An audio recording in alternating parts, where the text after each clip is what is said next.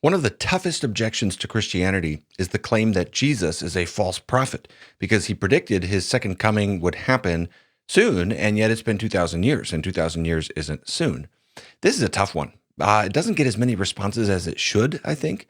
So let's take a look. What I want to argue in this video is that a closer look at Jesus' words may actually vindicate his claims and further the plausibility of the truth of Christianity. We'll go in 4 steps. First, we'll steelman the objection. Second, we'll look at what Jesus actually prophesied. Third, we'll make an argument for whether that happened. And that's the crux of it right there. And then lastly, we'll look at implications. And that in the final section, I hope you'll stay for that. That's where we'll see how happy and thrilling the Christian possible answer to this is as we get to the implications. First, let's try to steelman this objection. I'm going to draw from its articulation from the famous atheist Bertrand Russell. In 1927, crazily almost 100 years ago now from my recording this, he gave a famous lecture entitled Why I Am Not a Christian, and this was later published and it's been very influential. One of his major points is critiquing the wisdom of Christ on the basis of his predictions of an imminent second coming. According to Russell, quote, Christ certainly thought that his second coming would occur in the clouds of glory before the death of all the people who were living at that time. Now, what Russell is drawing from there is Matthew 10. 3 passages in Matthew I'll put up on screen here. First, Jesus' statement that before you go through the towns of Israel, the Son of Man will come. Second, Matthew 16. We'll talk about these various verses more as we go. Here, there's a reference to coming with the angels in glory and repaying each person for what he has done. And this is before some of you standing here will taste death. And then, of course, the famous one, the big one in the Olivet Discourse of Matthew 24, where you have lots of world-shattering events being predicted, including that the Son of Man, that's Jesus, will appear on the clouds of glory.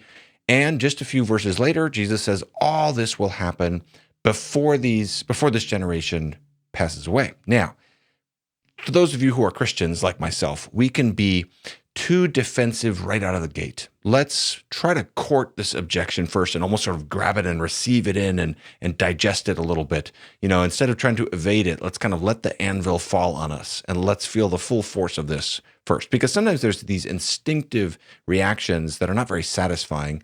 Sometimes you'll find people trying to offer interpretations that could only apply to one of these passages, but not all 3, and at any rate are kind of questionable. You know, people say, well, this generation, it doesn't really mean generation.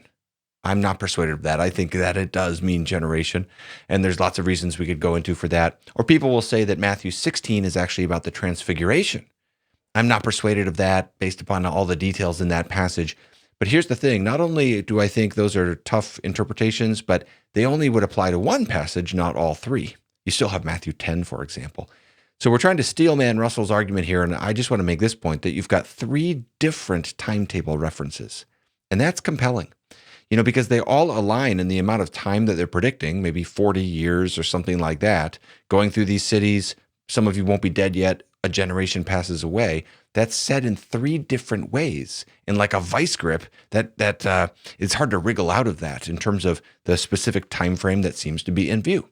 Now, another thing that sometimes you have is this instinctive way of kind of explaining away the language in a way that wouldn't have been authentic to the original hearers.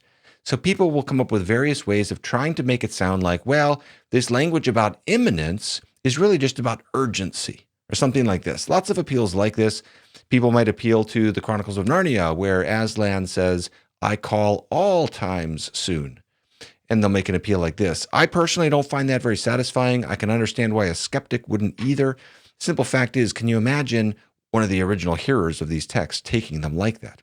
So I'm just trying to encourage us here. You don't have to agree with what I've said so far. I'm just trying to encourage us to really take this seriously. It sounds like, on first pass, the Gospel of Matthew is making Jesus to say, I'm going to come back soon. 30 years, 40 years, 50 years, something like that. So how should Christians respond to this? Well, here's one possible answer that I'll lay on the table and try to unfold this, hoping this could be of use just to consider for others who are wrestling with this topic. And it comes with asking a simple question. What did Jesus mean by the verb coming? Or you could translate that differently, Advent, sometimes with the imagery of coming on the clouds. What does that mean? Russell's argument assumes that every reference to Jesus' coming refers to the same future event, the second coming at the end of history. But the Gospels use this language in more than one way, as does the rest of the New Testament, drawing from the Old Testament. Hang with me. I just want to make this case. I think this will set foundations before we get to some of the more interesting stuff in a moment about the destruction of the temple and the dialogue that Ross Douthat and Bart Ehrman had on this topic. All that's coming here. But we got to establish this point. An obvious starting point would be John 14:18. When Jesus says here, I will come to you, that's not the second coming. That's a reference to his sending of the Holy Spirit. Okay, that's kind of obvious. Here's another one that can get us moving here. In Revelation 2-3, Jesus frequently threatens judgment upon particular local churches if they don't repent, and almost every time it's spoken in the language of coming to you. So to the church in Ephesus, if you don't repent, he says, I will come to you and remove your lampstand. That's not the second coming. That's not a physical bodily arrival necessarily. To the church in Pergamum, if you don't repent, I will come to you and wage war with the sword of my mouth. By the way, these are fascinating statements, isn't that? Can you imagine how terrifying that would be to hear that from Christ? It's like, well, I repent, To the church in Sardis, if you do not wake up, I will come like a thief. Now that's interesting because the coming like a thief metaphor is also used for the second coming at the end of history. So these are local, particular historical judgments on these churches, but they're spoken of with this I will come to you language. And that makes you wonder when Jesus speaks to the church in Thyatira, hold fast until I come. What's he referencing there? Is that talking about the end of history or is it something else? Now you might say, well, why would Jesus use this language? This is kind of confusing. Why would he speak of coming to a local church if it's not a physical manifestation or a physical bodily return of Christ? But this is drawing from the Old Testament language, where coming or coming on the clouds is used to indicate divine judgment. For example, in the book of Micah, the whole book starts off saying, for behold, the Lord is coming out of his place, and he will come down and tread upon the high places of the earth. Boy, you can feel the import of this imagery. Just imagine, it's like it's meant to impart the fear of the Lord. Imagine, he's coming, here he comes, that's the imagery. Or Isaiah 19:1, behold, the Lord is riding on a swift cloud and comes to Egypt. Okay, there's so many texts like this. Rather than exhaust your patience by putting up all of them, those are some representative examples, but let's just highlight the key one, because this deals with riding on the clouds in judgment, but it's not just the Lord. It's actually one who looks like a son of man. I'll put it up, Daniel 7:13, behold, with the clouds of heaven there came one like a son of man.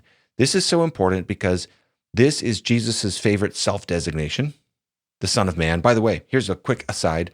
When we think of Jesus as both God and man, we might think the terms Son of God and Son of Man, the two most common terms we might use for Jesus, are Son of God means he's God, Son of Man means he's man. But in the New Testament, it's almost always the exact opposite. Son of Man is a divine title, drawing from Daniel 7. Son of God is a Davidic title and therefore a human title. More on that another time. Point for now is Daniel 7 is likely in the background when Jesus tells the high priest at his trial, you will see the Son of Man seated at the right hand of power and coming with the clouds of heaven. Mark 14:62. So now we can ask a simple question. Is Mark 14:62 talking about the second coming at the end of history? Did Caiaphas see that? Is that what's in view here? In Daniel 7, the Son of Man is not coming downward from heaven to earth on the clouds. He is coming upward to the Ancient of Days to receive dominion and authority. And one way to interpret Mark 14 is that coming on the clouds here is referencing Jesus' vindication after his death, resurrection, his ascension up to heaven, his enthronement at the right hand of God the Father, and then that authority, his heavenly session from which he then comes to judge the current generation of Israel. Now, if that's a little bit too much to wrap your head around just in the moment here, I have a whole video on the book of Revelation where I unpack my case for this idea from that book. I'll reference some other videos in a moment, but let's just be clear here and then we can move forward. There is also, of course, the second coming at the end of history, but what we're suggesting is simply this. The final coming of Christ, the second coming, participates in the same family of language that is also used for earlier events, which we can call typological anticipations of the second coming.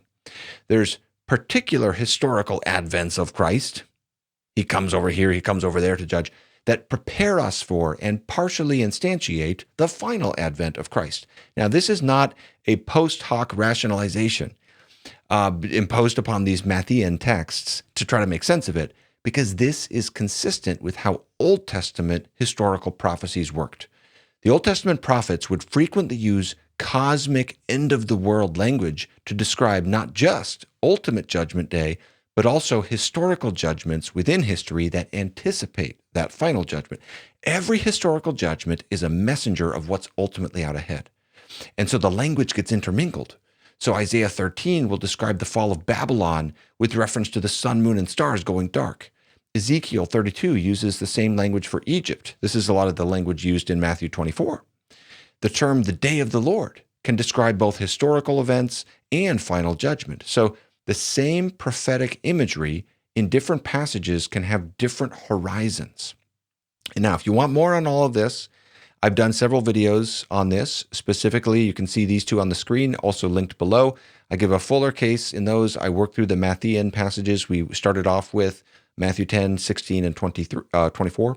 And I explain what is called partial preterism. And that's this idea that there's this judgment coming of Christ there in 70 AD climactically, but it's not the second coming. The second coming is still ahead. Now, all I'm trying to say so far is that's one possible way to read the text that would answer Bertrand Russell's objection. Now let's ask this question. Why should anyone accept that as a compelling proposal? Suppose you might say, well, that's possible. I guess, you got some Old Testament precedent for using this verb coming or coming on the clouds in this way of, historical instantiations and then the ultimate expression. But why should I accept that as a plausible reading? Here's one potential answer.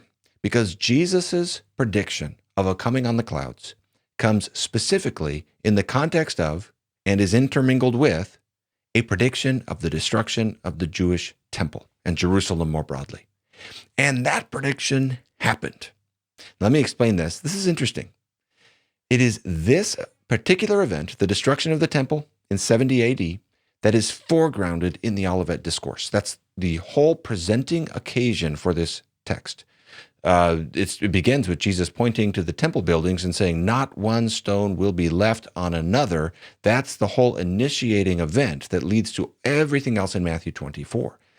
Nor can it be argued that Jesus starts there and then immediately leaves that topic behind, because all throughout the discourse, the passage is filled with situationally specific language connected to Jerusalem and her temple.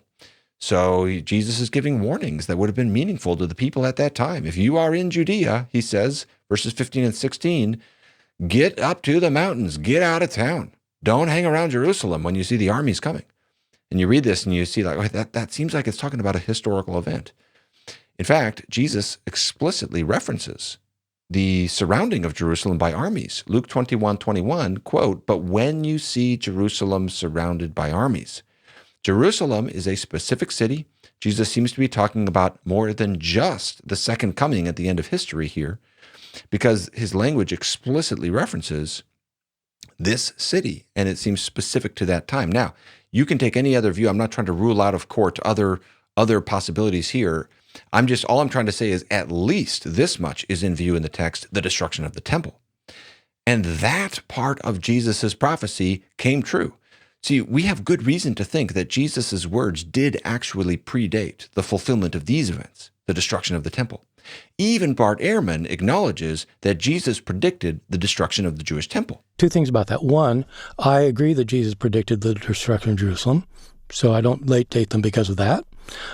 Number two, and Jesus predicted it because it was just in keeping with Old Testament prophecy, right? You're saying you don't think, just to be clear, you don't think Jesus literally knew the destruction was going to happen. I don't think he had supernatural knowledge. Right. No, there were other Jews at the time who were predicting the destruction of Jerusalem. Thinking, it's kind of like, people today, might predict something that's going to happen about the war in Iran. And they'll come up with some prediction, and somebody will be right. Somebody will be right. So you can read the handwriting on the wall kind of thing. So while Ehrman doesn't think it's a supernatural prediction, He does think Jesus' prediction of the destruction of the Jewish temple precedes the actual event.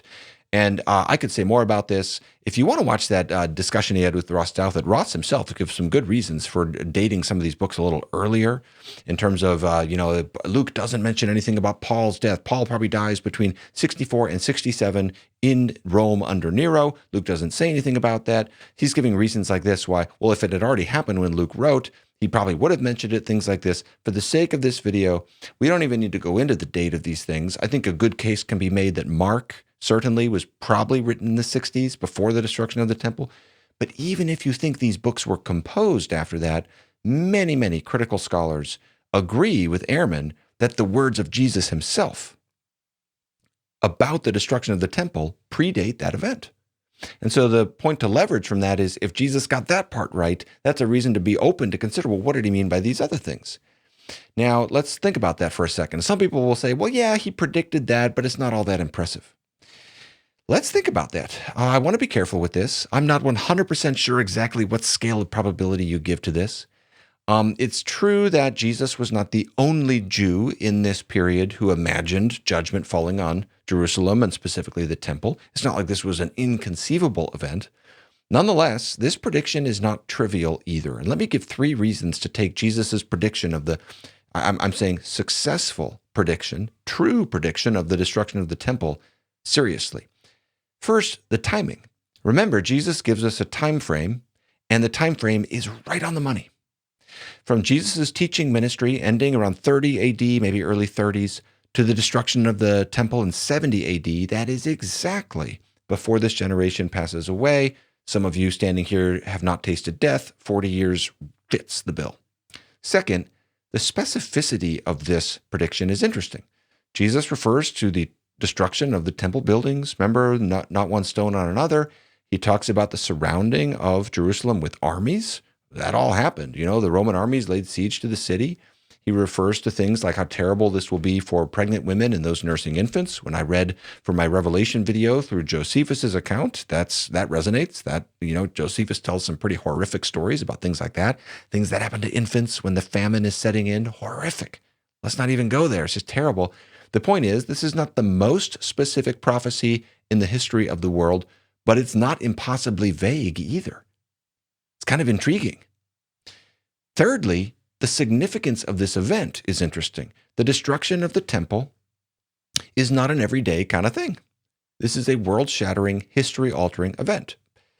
And again, when I read through Josephus's account, I can understand why language from the Old Testament about the lights in the universe going out could be used to describe this because it was so tumultuous. Put it like this, saying before this generation passes away, this temple will be destroyed. It's not like if you said today, before this generation passes away, a terrible hurricane will strike the coast of Florida. That's not as impressive because hurricanes hit Florida a lot. That's almost expected, right? It'd be more like if you said, before this generation passes away, the White House will be burned to the ground. That'd be a better analog because that's a much rarer event. It's not completely unthinkable. It happened, I think, in like the War of 1812, if I remember, at least partially. But it's not like impossible, but it's not it's not as likely or frequent as a hurricane. I'm trying to give some categories for today to make the point that for Jesus to predict such a world-shattering event in the exact window of time and with some level of specific resonance is interesting. It should at least make you slow down and consider the apocalyptic imagery and the coming on the clouds language a little more closely and say, wow, I'm intrigued by this. He did predict this part of it, so let me be a little more open to what's going on with this language. Why couldn't Jesus' language of coming on the clouds be a reference to his judgment in history on Jerusalem, just like how prophetic imagery in the Old Testament works? If you want more, see my other videos for that. I think it's pretty compelling. Now, if that is right, then Jesus' prophecy in the Olivet Discourse and Matthew 16 and Matthew 10 are not a strike against Christianity. They may well be a tremendous testimony in favor of the, exactly as Russell put it, I'm going to say the wisdom of Christ, but even more. That brings us to the last point, implications. Why does this matter? Let me draw 2 implications from this. First, what's at stake here? Recall that Russell used this point to question Jesus' wisdom specifically. He returns to this at the end of his argument, saying, quote, "The early Christians really did believe that the second coming would be soon, and they abstained from such things as planting trees in their gardens because they did accept from Christ the belief that the second coming was imminent." That's not true. I'll come back to that in a moment. In that respect, clearly Christ was not so wise as some people have been, and he was certainly not superlatively wise. Now, think about this for a second. If Jesus predicted that his second coming on the clouds of glory with the angels would be within one generation, and he got that wrong, that would be more than a breach of wisdom. This is the kind of scenario where C.S. Lewis's Lord, Liar, Lunatic trilemma gets some traction. If you're not familiar with that, I have another video on that you could watch to get up to speed on that. Fascinating argument.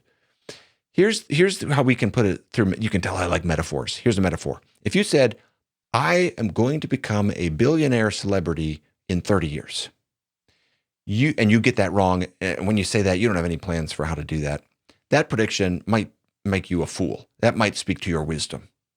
But if you said, I am going to come in glory on clouds with angels, sit on a throne and judge all the nations of the earth, as Jesus says something kind of like that in Matthew 25, and you get that wrong, that is not merely a breach of wisdom. You are something more than a fool at that point. You might be a liar, you might be a charlatan, you might be deluded, you might be a fraud, but you're not simply a good religious teacher who's simply less wise than supposed.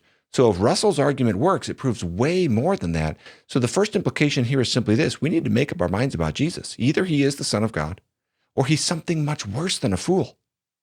But this is one area where we realize we can't just say, he's a great religious figure, but he got a few things wrong and he wasn't God. That's where Lewis's trilemma has some logical force, I think.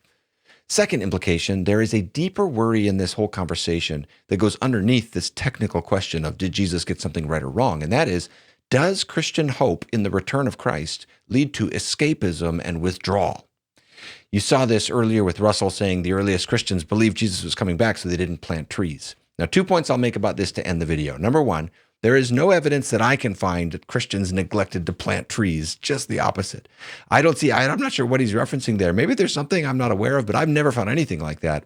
To the contrary, I think the New Testament evidence points the other way. In 1 Thessalonians 4, Paul tells Christians to live quietly, mind their own affairs, work with their own hands so they won't be dependent on others. In 2 Thessalonians 3, Paul rebukes idleness and commands people to do their own work quietly and earn their own living.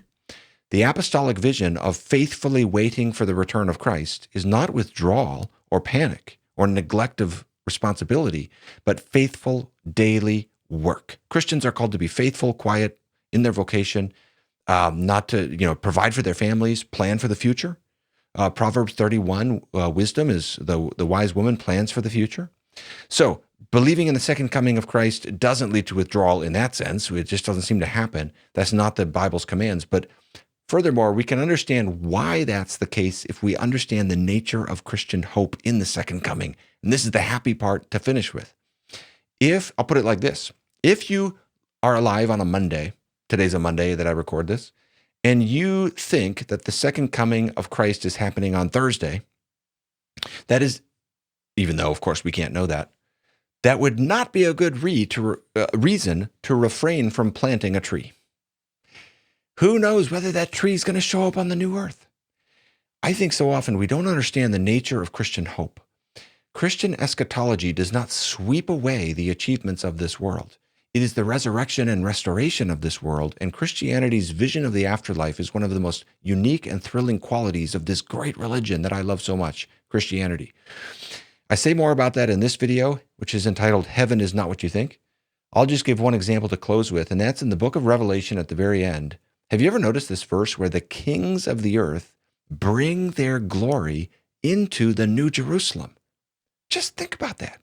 That's amazing. What that means is human culture will be reflected in some way in heaven, on the new earth forever.